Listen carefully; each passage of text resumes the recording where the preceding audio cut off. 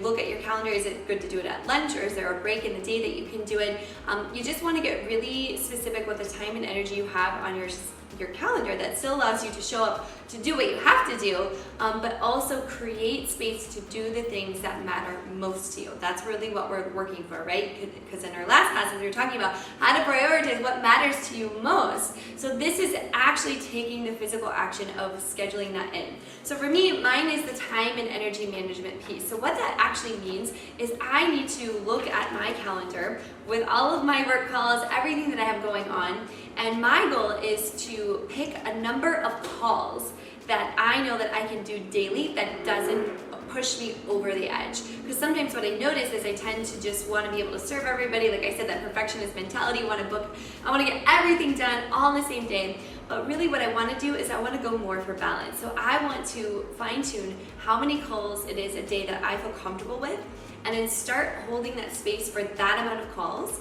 And then that way I'm also going to be holding space for my health and nutrition. So I want to give myself time to prep for meals, and I want to give myself time to make sure I'm staying consistent with my exercise. So those two things could require up to 2 hours, just that alone, in addition to my morning meditations and my evening practices. So by getting a handle of how many calls and how many things that I'm required to do and how to balance that out through the week, that's going to help me manage my time and energy to be able to have time to meal prep and to also get my workouts in as well.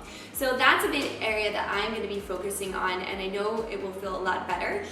As an entrepreneur, if you're an entrepreneur or first-time coach watching any of this, you are responsible for everything. So you feel like you have to be working all the time, and you kind of are when you're first starting. So it's really kind of learning that balance. And then if you happen to be a mom and an entrepreneur, you are really working full-time in both areas of your life. I know a small bit of this because I do have a 4-year-old stepson. So I applaud you.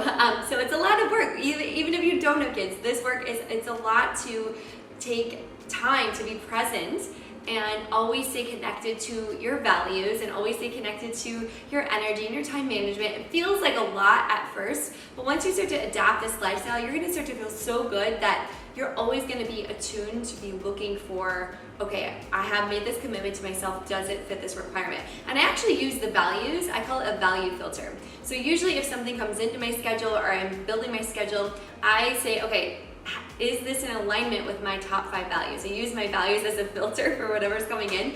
And if it's not in alignment with my values, if it's not going to serve the purpose that I am living from my values, I will say no. Like, that's how I can say no. Usually I'm a big, like I said in the past, I'm a recovering people pleaser, and I love to say yes to everything. But the value filters really helps to keep me grounded and helps me from overcommitting, because I've made this commitment to myself and all the things that I want to work on in my life and what's important. And so once I have realized that, then I remember, oh yeah, if it's not in alignment with the values, it's a no for me right now. And there's a lot of different type of talking dialogues, that you can incorporate, because that's the other thing is when all this stuff starts to come in, when you are setting up this beautiful glow lifestyle, you're gonna have to expect unexpected things coming in. So that's where you're gonna have to get really strong with your boundaries and your dialogue.